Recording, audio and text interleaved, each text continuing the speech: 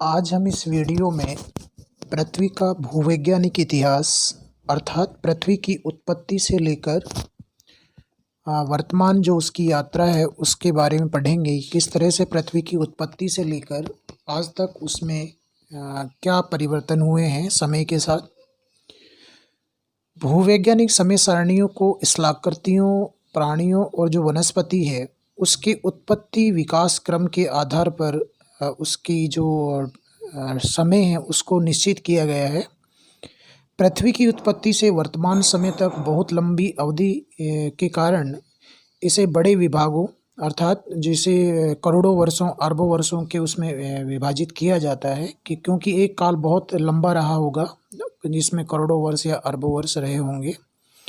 इस आधार पर वैज्ञानिकों ने ईओन यानी कि महाकल्प, एरा यानी कि कल्प, पीरियड युग, युग के अंदर युगांतर और उसमें भी आयु और समय के आधार पर इसको बांटने का प्रयास किया है। 2004 में अंतर्राष्ट्रीय स्ट्रेटोग्राफी कमीशन ने जो पृथ्वी की भूवैज्ञानिक इतिहास है उसकी एक नवीन सारणी उस बताई थी, जिसमें उन्होंने संपूर्ण जो पृथ्वी का इतिहास है उसको दो भागों प्री कैम्ब्रियन सुपर महाकल्प और फेनोरोजोइक सुपर महाकल्प में बांटा है। इसके अलावा पृथ्वी की उत्पत्ति से के विकास यात्रा के संदर्भ में एक बात यहाँ समझ लेना आवश्यक है कि आज से लगभग 13.7 अरब वर्ष पूर्व बिग बैंग थ्योरी का जो जन्म होता है, जो हमारी पृथ्वी की उत्पत्ति और ब्रह्मांड में जितने भी ग्रह हैं उनकी उत्पत्ति की वैज्ञानिक व्याख्या करता है। उसका जो टाइम है वो है 13.7 अरब वर्ष पूर्व। इसके बाद 12 अरब वर्ष पूर्व हमारे ब्रह्मांड की उत्पत्ति होती है और लगभग 5 अरब वर्ष पूर्व हमारी पृथ्वी का जो अस्तित्व है वो क्या होता है, प्रारंभ होता है, बनना उसका प्रारंभ होता है। और लगभग जो वैज्ञानिक आधारों पर जो बताया जाता है कि हमारी पृथ्वी लगभग 4.8 अरब वर्ष पूर्व इस एक पिंड के रूप में अस्तित्व में आई।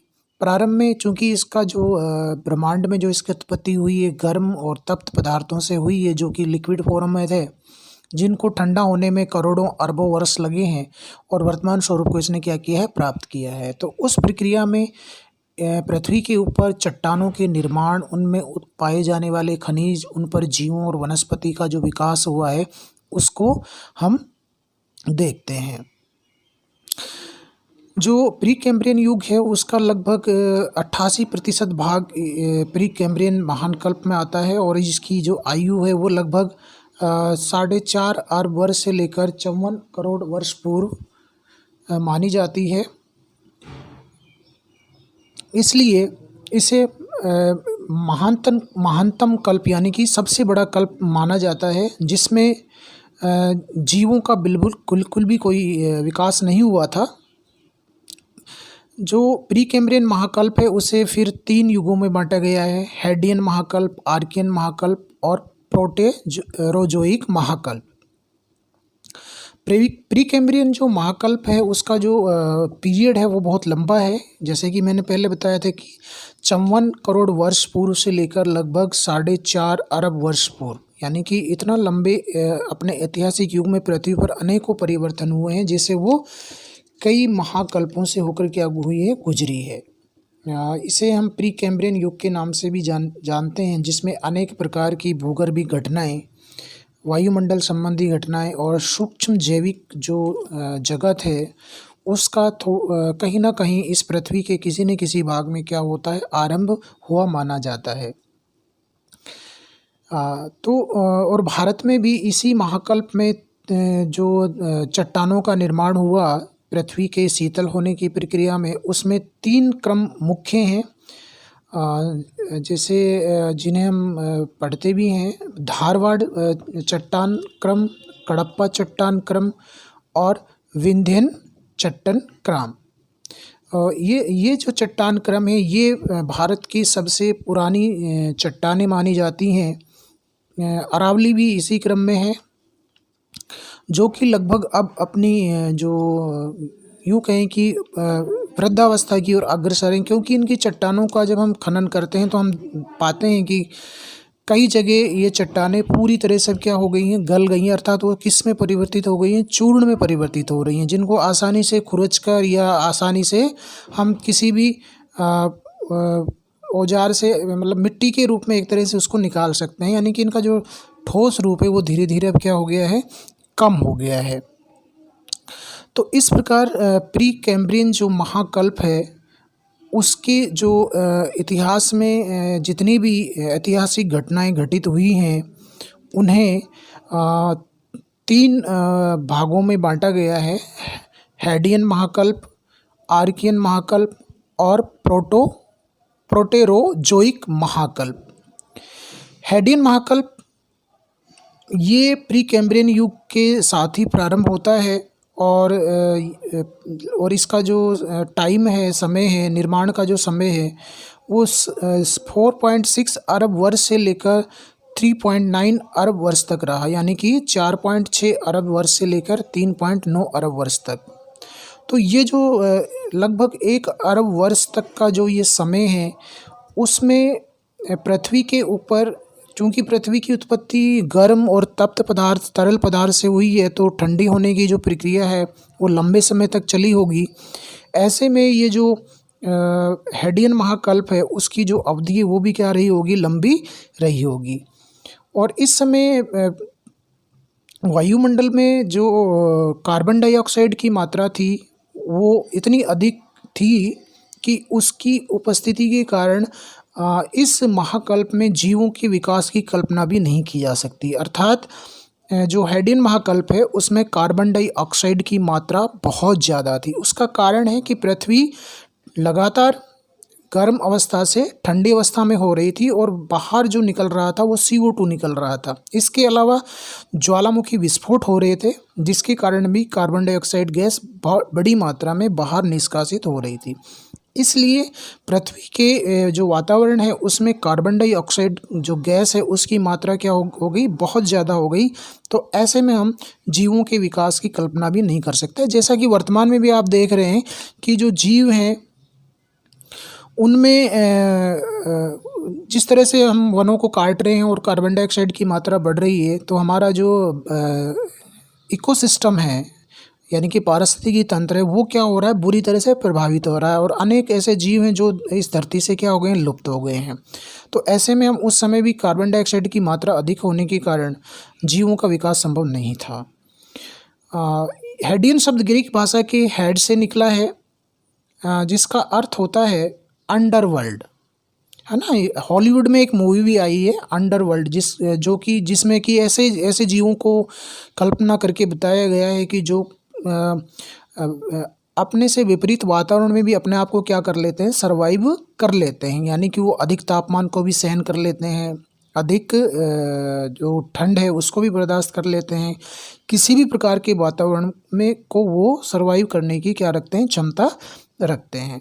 तो अंडरवर्ल्ड यानी कि पृथ्वी के अंदर जो जीव हैं उनका क्या हो रहा है, ऐसे ऐसे जीवों का विकास हो रहा है जिनकी हम कल्पना भी नहीं कर सकते और उनका जो आचरण है, विचरण है वो थोड़ा सा क्या बताता है, थोड़ा सा डिफरेंट बताता है। 4.4 अरब वर्ष पूर्व, लगभग 440 करोड़ वर्ष पूर्व इसी हेडियन महाकल्प में जिरकान एक धातु है, क्रिस्टल जिस रूपी जैसा होता है, की उपस्थिति भी इसी महाकल्प में हुई मानी जाती है। और यह जो महाकल्प है क्रस्ट की आरंभिक उपस्थिति की ओर क्या करता है, इशारा करता है। इसी समय अंतरिक्ष में अनेकों जो खगोलीय घटनाएं घटित हो रही थी उसके कारण पृथ्वी के ऊपर अनेक उल्कापिंड क्या कर रहे थे, टकरा रहे थे। तो खगोलीय पिंडों के पृथ्वी पर टकराने से जो वैज्ञानिक प्रमाण बताते हैं वो ये कहते हैं कि इन पिंडों के टकराने से, किस पर, पृथ्वी के पर टकराने से क्या हुआ, चंद्रमा का उदय हुआ, यानी कि उसकी उत्पत्ति हुई मानी जाती है, निर्माण हुआ माना जाता है। किन के कारण, खगोलीय पिंडों के पृथ्वी के टकराने से क्या हुआ, चंद्रमा का निर्माण हुआ, अर्थात चंद्रमा की उत्पत्ति हुई। पृथ्वी पर लगातार भीषण उल्कापिंडों की बौछार हो रही थी, तो ऐसे में पृथ्वी का जो टेम्परेचर था वो और क्या हुआ, बढ़ता हुआ चला गया और ऐसे में जो चट्टानें थी वो किस अवस्था में रही होंगी, या तो बहुत ज़्यादा गर्म रही होंगी या फिर किस अवस्था में रही होंगी, पिघली हुई अवस्था में रही होंगी। चूँकि ज्वालामुखी विस्फोट लगातार हो रहे थे तो इसलिए पूरी जो पृथ्वी थी उस पर मैग्मा का साम्राज्य क्या था, फैला हुआ था, यानी कि मैग्मा हर जगह प्रवाहित हो रहा था। प्री कैम्ब्रियन महाकल्प के दूसरा जो महाकल्प है उसमें नंबर 2 है आर्कियन महाकल्प, यानी कि लगभग 2.5 अरब वर्ष से 3.95 अरब वर्ष तक इसका समय माना जाता है। आर्कियन का ग्रीक भाषा में जो अर्थ होता है वो होता है उत्पत्ति, यानी कि आरंभ। इस प्रकार इस महाकल्प को आरंभ जीवों के विकास के संबंध में क्या माना जाता है, आरंभ माना जाता है। लेकिन ऐसा भी कहा जाता है कि जीवों का इसमें अभाव पाया जाता है, लेकिन उत्तरार्ध में इसके उत्तरार्ध में आते आते छोटे छोटे जो जीव, बैक्टीरियल जो जीव थे, उनका क्या होता है, उदय होना शुरू होता है।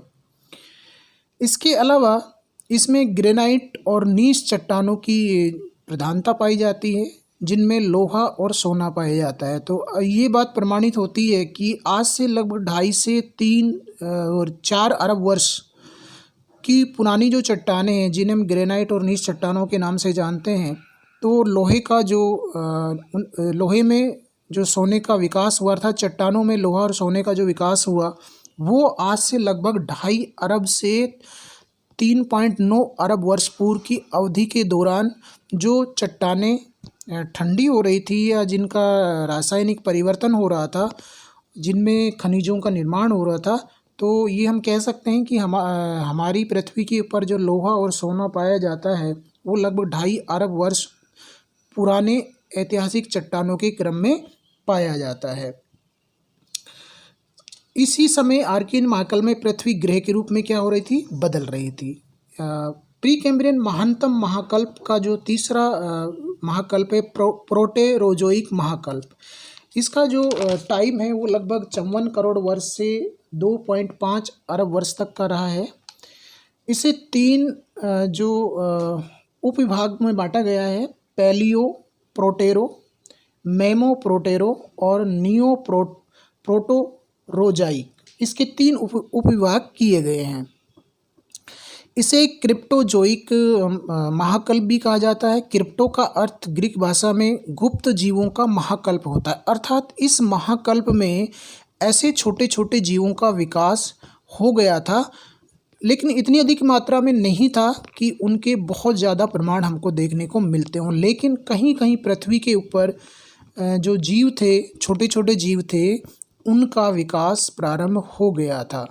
और ये भी कहा गया कि इन जीवों का जो विकास हुआ सर्वप्रथम वो जल के अंदर क्या होता है, प्रारंभ होता है। इस युग में अत्यधिक जो अधिकांश जो तत्व थे वो द्रव या गैस अवस्था में थे, क्योंकि पृथ्वी का तापमान अभी भी क्या था, बहुत ज़्यादा था। और उस अत्यधिक तापमान के कारण चट्टानें लगभग पिघली अवस्था में या अर्ध पिघली अवस्था में रही होंगी। यही कारण है कि इस महाकल्प के प्रारंभ और मध्य युग तक जो जीव और वनस्पति है वो लगभग इससे नदारद रहे, अर्थात उनका क्या रहा, अभाव रहा। गुप्त जीवों की जो बात करते हैं वो इसके उत्तरार्ध की घटना है, जब पृथ्वी के कुछ भागों में जो स्थिरता आई होगी या जहाँ पर विकिरण के कारण तापमान इस स्तर तक आ गया होगा कि जहाँ जीवों का विकास हो गया होगा। इसी महाकल्प में प्लेट टेक्टोनिक की जो घटना है, अर्थात जो जिसे हम पेंजिया कहते हैं, उसका निर्माण प्रारंभ होता है। 2 अरब वर्ष पूर्व की लाल रंग की लोह कण युक्त जो अवसादी चट्टानें पाई जाती हैं, उससे इस बात को बल मिलता है कि इस समय वायुमंडल में जो ऑक्सीजन थी वो बहुत अधिक मात्रा में रही होगी, क्योंकि जो लाल कण मिट्टी में पाए जाते हैं या चट्टानों में पाए जाते हैं वो ऑक्सीजन की अधिकता के कारण, यानी कि जल और लोहे का जब संपर्क होता है तो उसमें क्या होता है, जंग लग जाता है और वो किस रंग में बदल जाती हैं, लाल रंग की कणिकाओं में बदल जाती हैं। तो लाल रंग की जो मिट्टी पाई जाती है केवल उन्हीं क्षेत्रों में स्थानीय रूप से पाई जाती है जहाँ पर लोह युक्त चट्टानें पाई जाती हैं और उनका संपर्क शुष्कता और नमी से होने के कारण जब उनका अपक्षीय अपरदन होता है तो वो किस में बदल जाती है, लाल रंग की चट्टानों में बदल जाती हैं, मिट्टी में बदल जाती हैं। तो इसी में ऑक्सीजन की प्रचुरता रही होगी।